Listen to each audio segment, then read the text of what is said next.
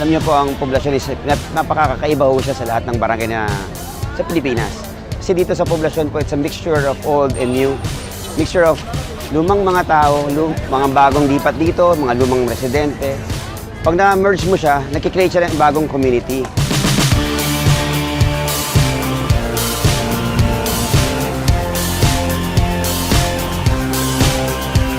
I was looking a place that the marketing will be more influent to the market.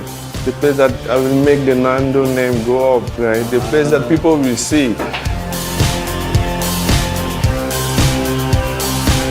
In Poblacion, even the merchants, we're not competitors. We all work with each other. We have events that, where all of us are involved. So it's really that entire sense of community that we're fostering also. Poblacion kasi is very tight within the church. Talagang nakikita, hindi hati itong lugar na to eh.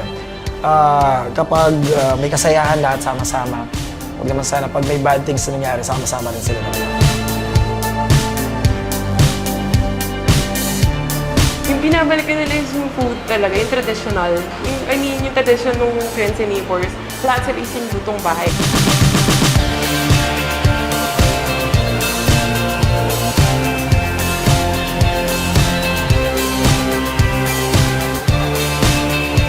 Siguro distinct po sa poblasyon yung mga tao dito. Yung mga tao sa poblasyon, nakikisa sila pag anything na about sa religious activities.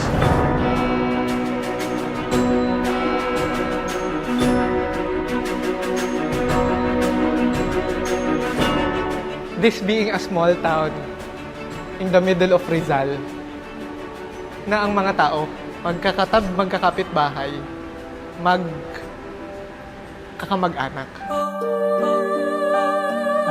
Kaya tinawag siya na Virgen de la Rosa sapagkat hawak-hawak niya isang rosas. Isa pang title na Blessed Mother attached to it is Mary is the mystical rose, ang pinakamagandang nilikha ng Diyos. Before, there was a notion of sa amin lang siya ang Virgen. There was that notion na hindi masyado lumalabas ang Virgen kasi she's ours. She has always been ours. This is not just an ordinary fiesta. This is not just an ordinary happening. No. This is history in the making. And you will be a part of the history na ipamamana rin nila sa susunod nilang generation.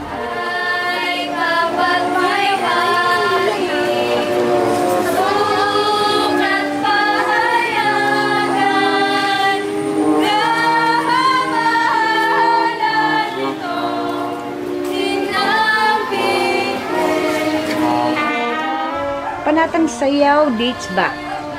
So, ever since I can remember, even before I exist. It is composed of 9 ladies. They have to be virgins. It's a requirement. Alam namin na namamanata sila, gusto nilang sumayaw. They have devotion to the Lady of the Virgin of Rose and taga Poblacion, Makati.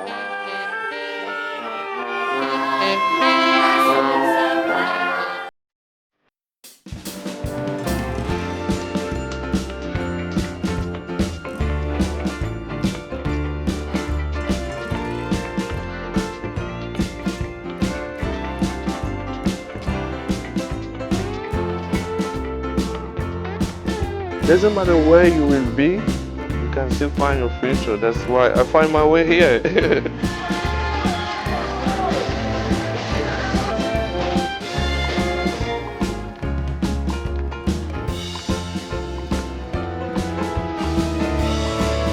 Ang kagandahan sa poblasyon is kahit anuman ang mga development sa paligid, mga technology, mga pakaibang mga businesses na kabubuhay, kakaroon ng business dito na kakaiba, nananatili pa rin at nandito po ang aming tradisyon.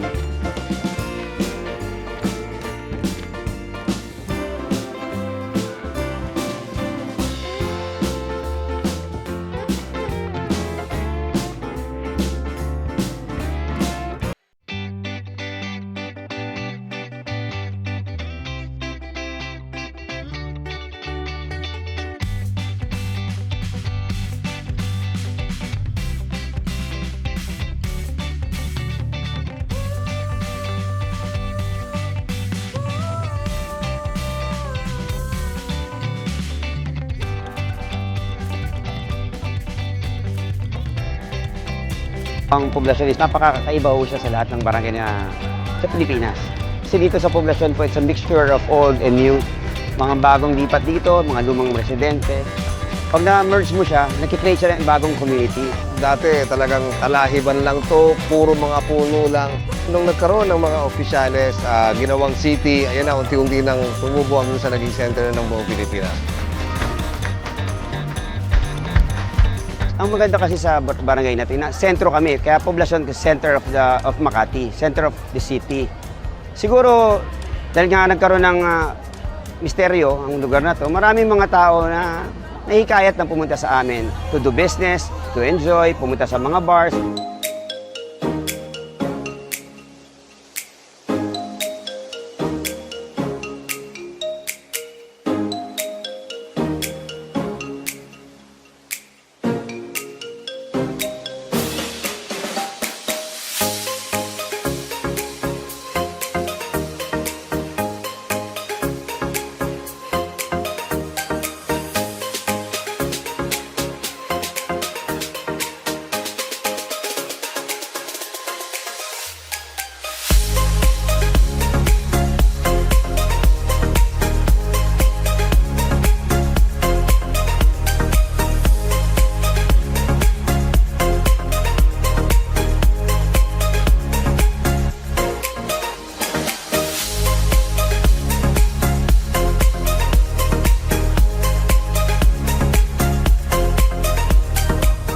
Marami din ho kami, bukod sa bars, marami ho kami rito na pwede mong puntahan sa food. Tinatawag din po ang lugar na to Foodlasyon. Kasi marami po rito na naging business po yung paggawa ho ng mga restaurants.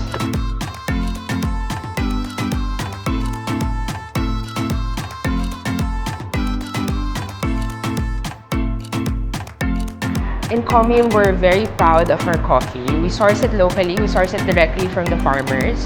So we source from all over the Philippines. These are coffees from north to south. And then for food, we have a full menu from the usual cafe food, sandwiches, pastas, to rice meals, Filipino food.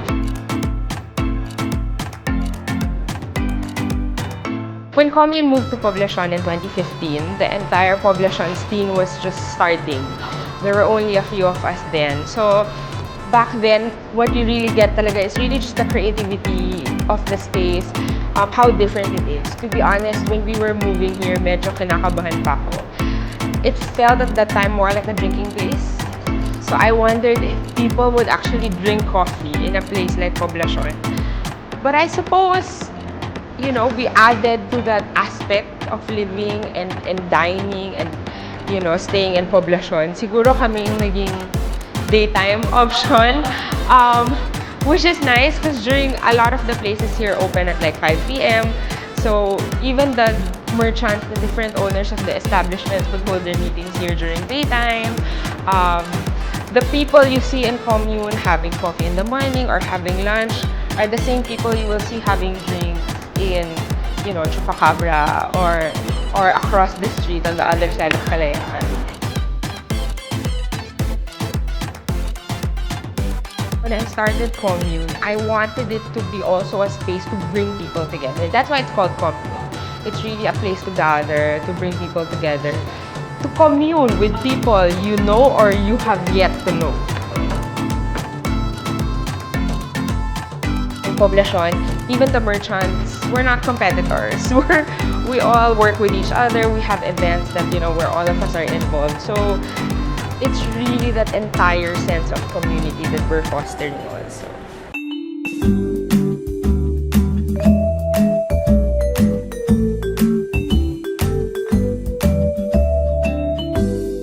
Yung tradition ng friends and neighbors, lahat sila isang lutong bahay. Yung binabalikan nila yung food talaga, yung traditional.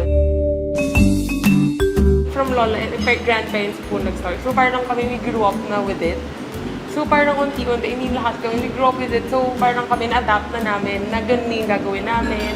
I mean, kahit sa parents namin. So parang kami, the way they handle our customers and then yung mga tauhan namin, parang ganun na rin kami sa kanila. So pagdating sa food, ganun na rin kami. Number one, si lola ko po sobrang hands-on, even sa kitchen. Tinitikman po yung mga food talaga. Pag iba yung lasa, kahit po yung mga tita namin, may dad, and then kung sino po sa mga namin, tita ganyan, na nag-handle din ito, even kami, alam po namin yung lasa. I mean, simula nung bata pa lang kayo, na namin yung lasa. So ngayon po, pag kumain kami ngayon, pag tinikman namin, alam po namin pagbago. So parang yung sa amin po, even yung sa mga employees, ganoon din po, and lalo na galing sila lahat ng Bicol. I think it's the comfort. Yung comfort nila pagdating sa food. Na parang yung iba, if they try American and other cuisines, pero yung comfort ng Filipino food, nandun pa din. So, always, as parang binabalikan para is yung comfort ng Filipino food, yun yung hinahanap ng mga Filipino. Ay, 80s pa, nag-aaral pa rin ako. So itong mga anak niyo, apo niyo na to? Apo na ito. Galing Lasal siya sa Lipa. Bakit magaling po kayo? Tagaling pa kayo. Galing pa rin mo ko. Ano ang binabalikan niyo dito sa Pwede? Ay, una yung laing. Bicol Express at saka laing ay talagang yan yan lang ang pinupuntahan namin dito. So kada kayo napapapunta rito? Ay, malimit kami na daan dito. Nung pang nag-aaral pa nga ang aking mga anak dito sa college, dito kami palagi.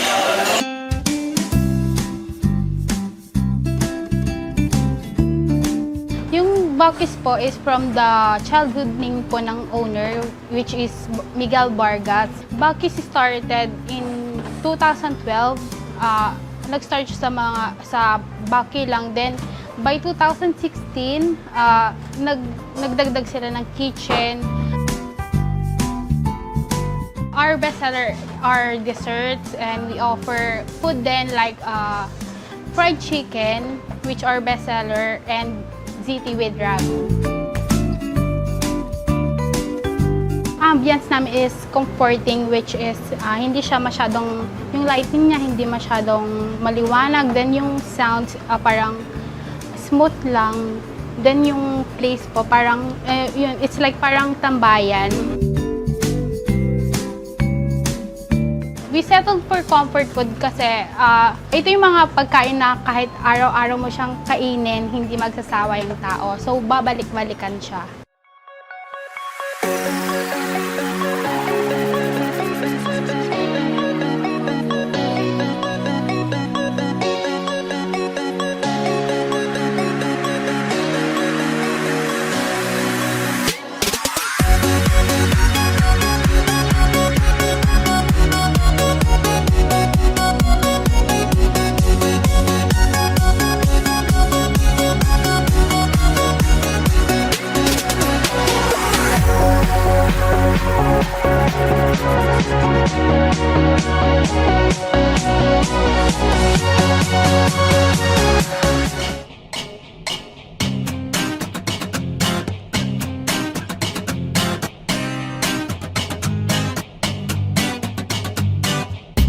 Loco Manok is a Latin Asian-inspired restaurant.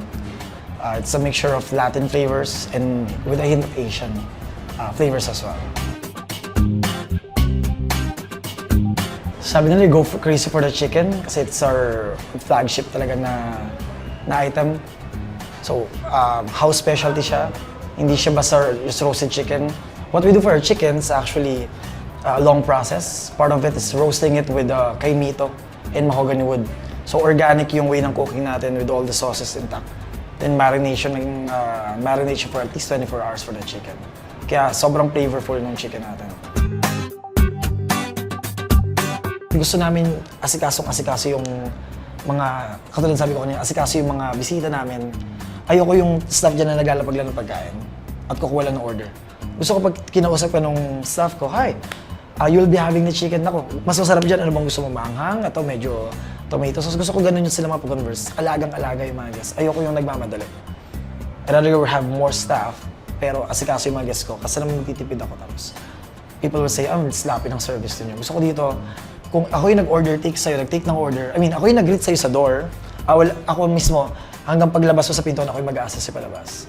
Pag-order take sa'yo, pag-take ng orders, paglapag ng pagkain, pag-check ng bill, ako lahat. Kasi bisita kita. Ganun yung ownership ng mga staff ko sa bawat lamesa namin. It's the community itself eh. Population kasi is very tight within the church. Talagang nakikita, hindi hati itong lugar na to eh. Kapag may kasayahan lahat sama-sama, huwag naman sana pag may bad things na nangyari, sama-sama rin sila talaga. They have each other. I've been a witness with that during the activities in the church, activities sa streets or sa school. Talagang ano sila, the bond between the community and their neighbors are really tight for Poblacion. Yun yung gusto namin makuha, na closeness with the community and are closest to our bisitas or our guests as well. Kasama po sa progress ng isang lugar yung pagpasok po ng mga tao para mag-business. Sa ngayon po, marami po mga tao na nakikita ang barangay namin bilang magandang paggawaan ng business.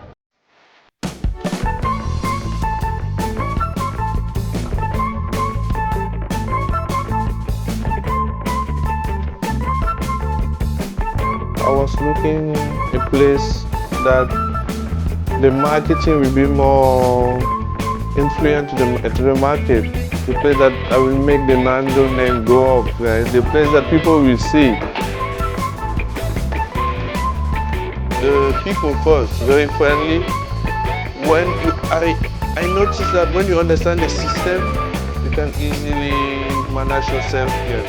When you understand people, you understand the culture, you understand how to take care of people, you know how to take people. Because sometimes, let's say in US, I will take an example. In US, when they call you, hey, Negro, you will feel bad. You will be like, oh. But here, they don't even know what they are talking about. So, sometimes you will meet someone, they just say, hey, you, Negro, what's up?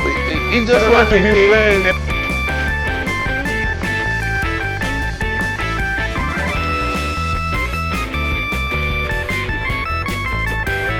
I was trying to find my own concept, like having something for people from my country, black, because we don't have nothing like that in the Philippines. Most of the time, you can see other barber don't have black or African, let's say African or American, but black barber who can cut curly hair and black hair.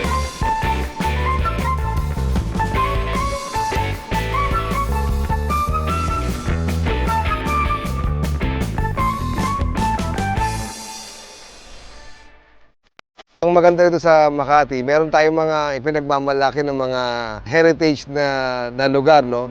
Tulad na lang na nasa likod natin, ang St. Peter and Paul Church.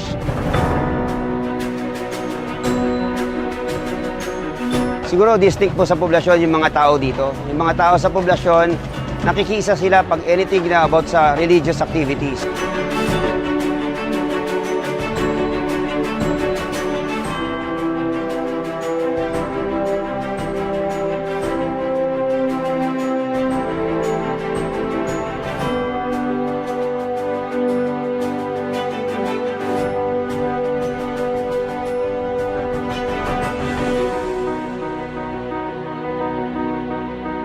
Sa ibang barangay, hinahanap niyo po rito zones, sitios. Sa poblasyon, nahanapin niyo po Kalbarista, Kalbaryo. Ang komunidad po nito, ang nagpapatak po rito, ang Kalbarista po.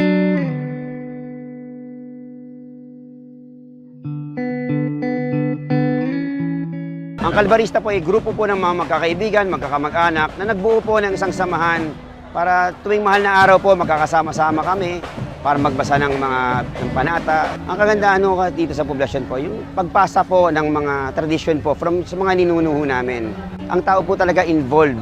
Anything about their faith, anything po about sa Kalbaryo, ang lahat po dito nakikiisa nakikisama, nakikisalamuha po.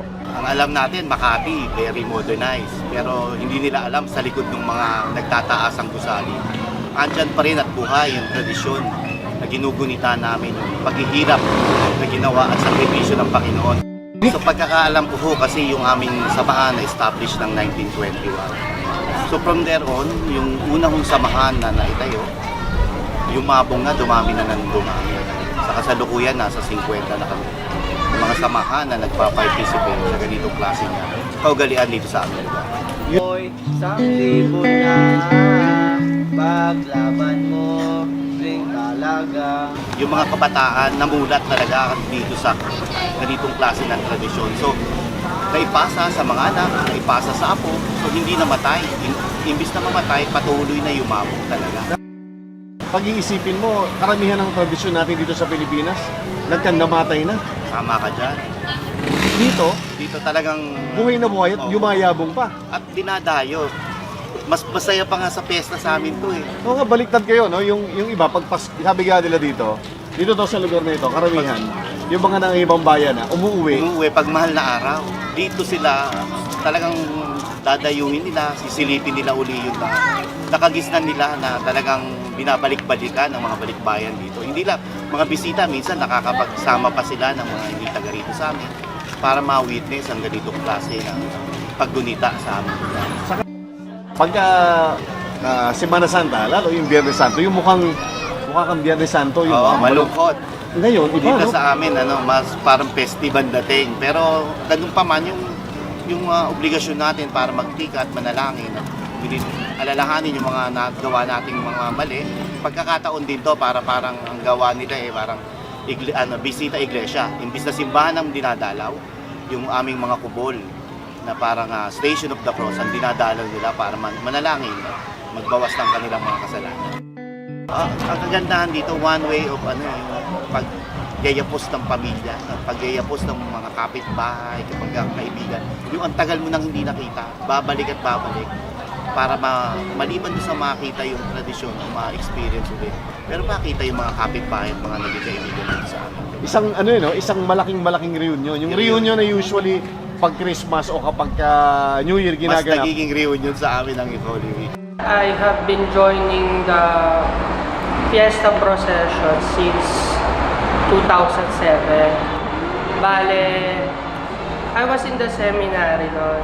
And then, yung dating parish priest, si Father Lito, he invited us to celebrate the Mass here. And then, nalaman niya na taga Makati ako.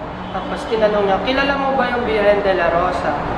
Sabi ko, ay Father, hindi po. So, parang nag-stuck sa akin yun na sinabi niya, taga Makati ka pa naman, hindi mo kilala yung Virgen de la Rosa. Doon na nag-start yung devotion ko sa Virgen de la Rosa. And then yung father ko nag-member ng Cofradia, 2010 namatay siya. And then nag-promise ako sa kanya na i-continue ko yung devotion. So after that, nagsumasama ako sa procession and then tumutulong sa pag-aayos kay Mama Mary.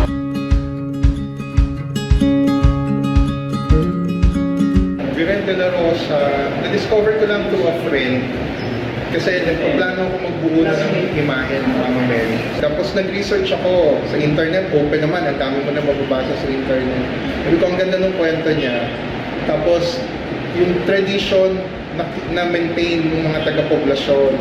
Sabi ko, hindi ako taga Makati, pero ang lakas ng tila.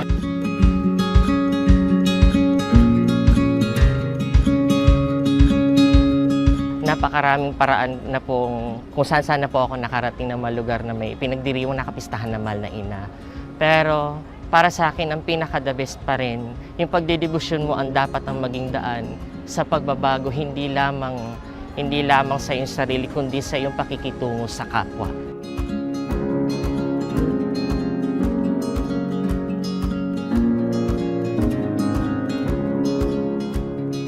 Nakita ko dito sa lugar na to ay ang maalab na pagmamahal ng mga taga-poblasyon Makati sa kanilang mahal na ina.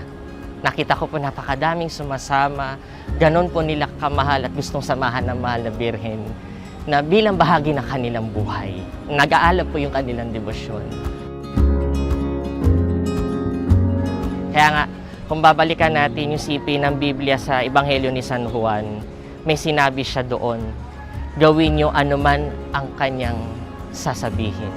At yun po, sa lahat ng mga debosyon sa Mahal na Birhen, yun po laging dapat na bumalik at itanim sa puso ng lahat ang sumunod sa kanyang anak na si Jesus.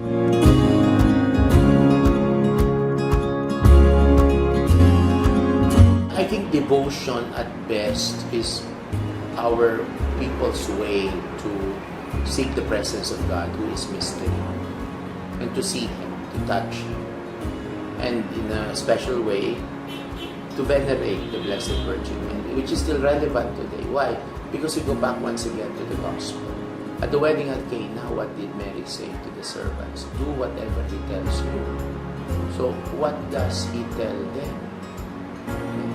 Then we go back to the Last Judgment. When I was hungry, you gave me something to eat. When I was thirsty, you gave me something to drink. When I was naked, you clothed me. When I was in prison, you visited me. Okay. Yun ang gusto niya, Jesus. Pagtulong sa mga naghihikaos. At kapag aming basahin ang mga gawa ng mga apostol, if we read the Acts of the Apostles, you discover that Simon Peter and Paul, our patrons, met, and Paul was very happy that Simon Peter and the other brothers in the Lord decided na kami sa Jews, ikaw sa Gentiles. Pero nag-agree sila, huwag nating kakalimutan ang mga mahihirap. Nakasulat yun sa Biblia.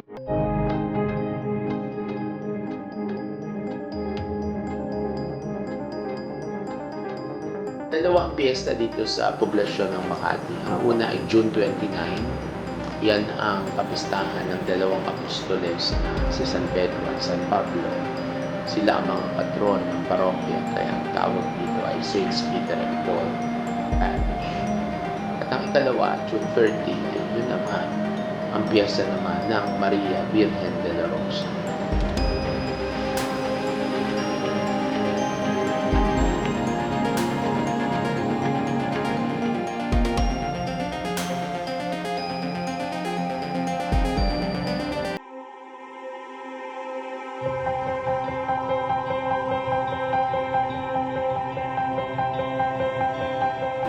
Dahilan sa ito'y naging debosyon na ng mga taga Makati, lalo-lalo na ang mga taga-poblasyon dito sa Makati. Taon-taon pinagdiriwang ang kanyang kapistahan, ang kapistahan ni Maria, sa titulo na Virgen de la Rosa. Kaya tinawag siya na Virgen de la Rosa sapagkat hawak-hawak niya isang rosas. Isa pang title na Blessed Mother, attached to it is Mary is the mystical rose, ang pinakamagandang nilikha ng Diyos. At hindi lamang nilikha ng Diyos, kung hindi puno-puno ng grasya. Ang Cofradia, the one who takes care of the Virgin of Virgen de la Rosa, we have been preparing since 2014. So it's a 4-year plan for us, it's a 4-year preparation for us. And unfortunately, kahit fortunate itong nangyayari ko, meron pa rin time na when we started preparing for this, hindi kasi ganun kakilala ang aming Birhen. So what we did was make her known. How? By all our activities. We have what we call dalaw. So ang Birhen, dumadalaw. Ang ibig sabihin, may pinupuntahan siya.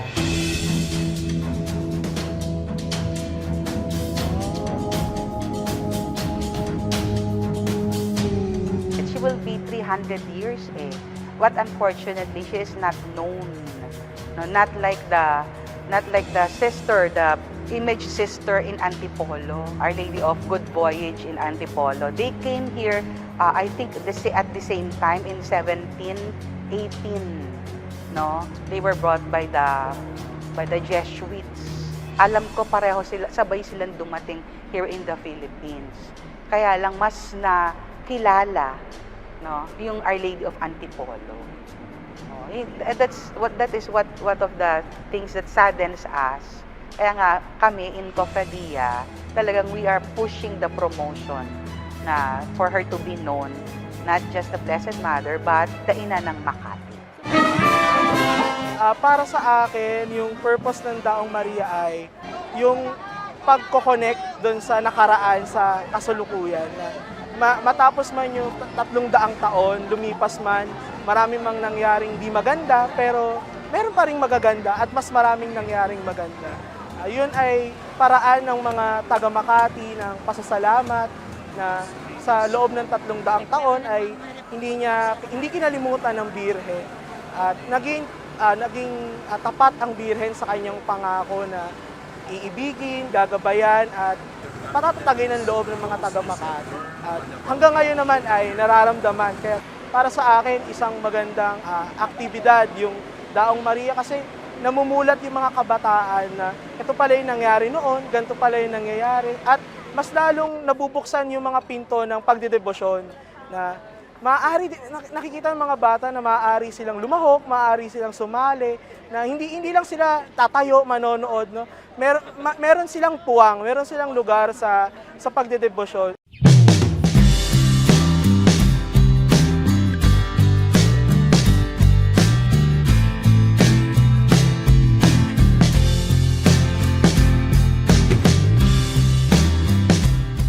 Bata pa ako dahil ito, yung dalawang santong yan, bali lolo ko may-ari niya na namatay na, araw pa.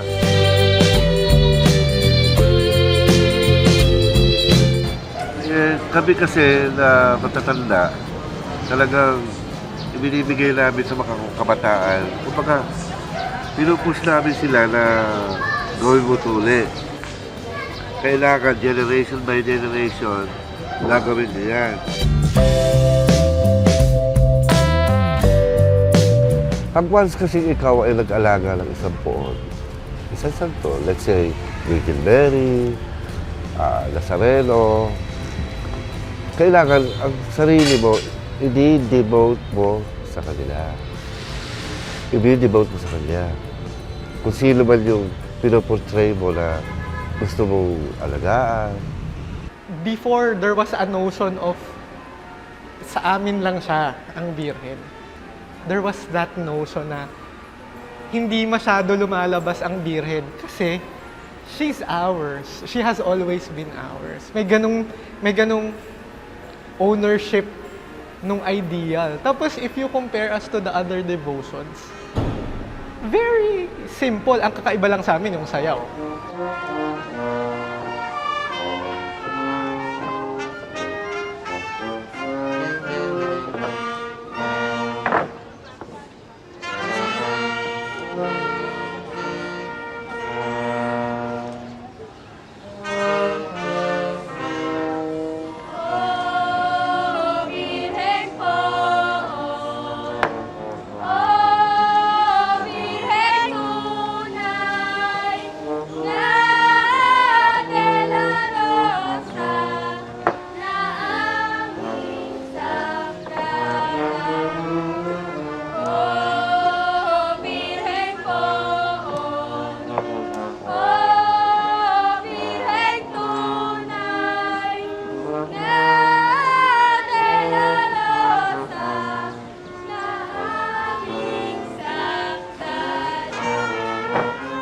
Kasi dati yung area ng Makati, bahain siya.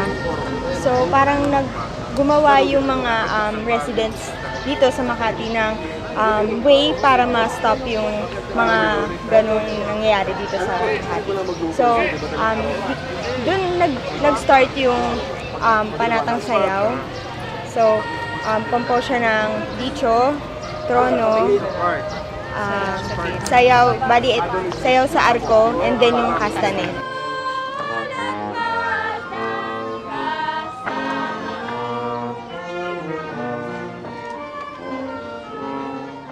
So usually kasi, kaya kami nakukuha is yung parents namin or isa sa mag-anak namin ay naging mananayaw. So parang ano siya? Pinapasa na generations to generations.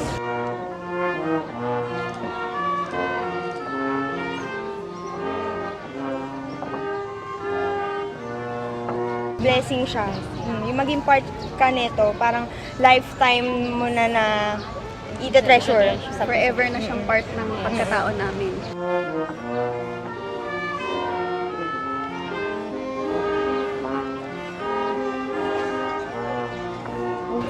Kasi po yung arco, yung sayaw nila tinatawag na Bailes de los Arco.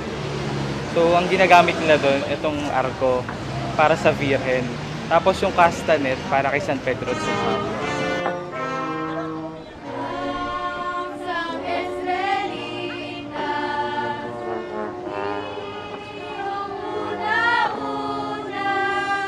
Di ba sabi ko sa inyo, di ba, pag ganyan, di ba? Baba! It's going to be pasa-pasa eh. Basta sa family, meron. Bukod po kasi dito sa sayaw, meron itong novena eh. Very important to sa amin dahil siyempre as a Catholic, yung faith mo eh. Number one is faith. Talagang itong pagsasayaw na to, hindi naman siya basta-basta lang.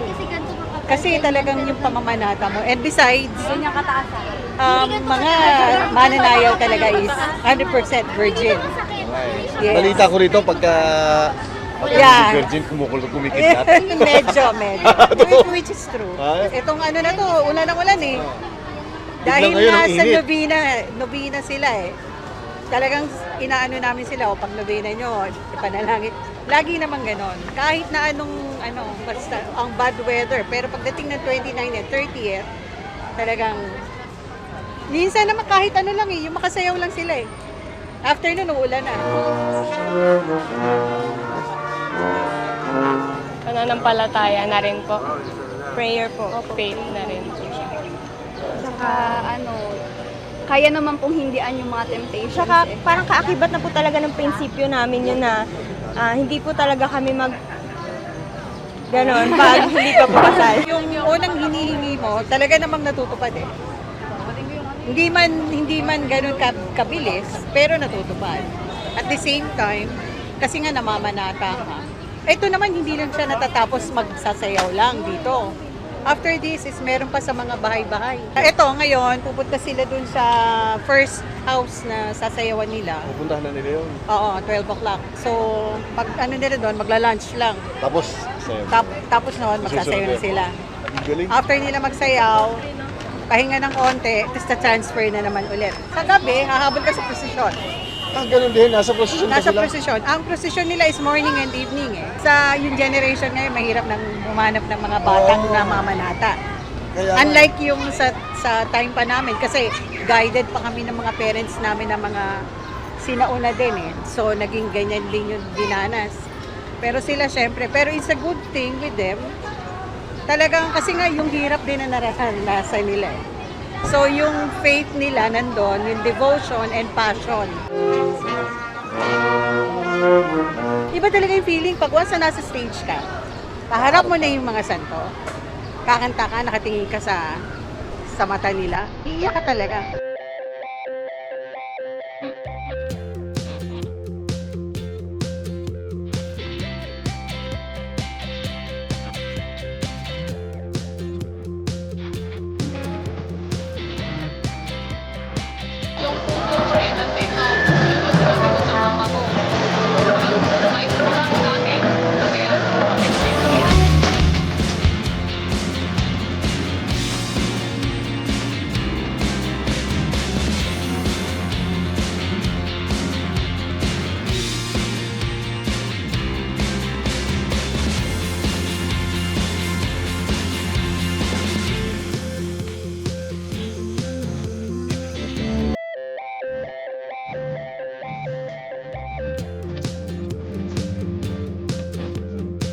I will go back to us being provincial.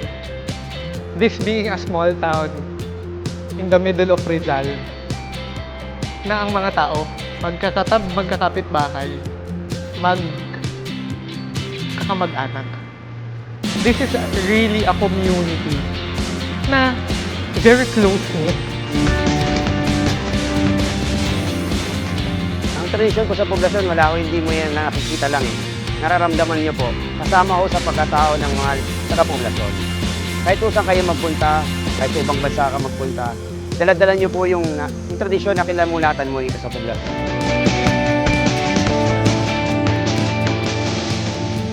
isang kalye na malawak na pwede kang mag-explore. Pero syempre, pipili ka kung saan kalye ka pupunta. Sa kalye ba rito? Pwedeng dito sa kalye na to magulo at walang mapuntahan ng buhay mo? O dito ba sa kalye na to na maraming pag-asa na pwede mong maabot? At pwede rin sa kalye na nakulong ka lang, nandun ka lang at hindi ka mag-grow. So, isang kalye na maraming opportunity.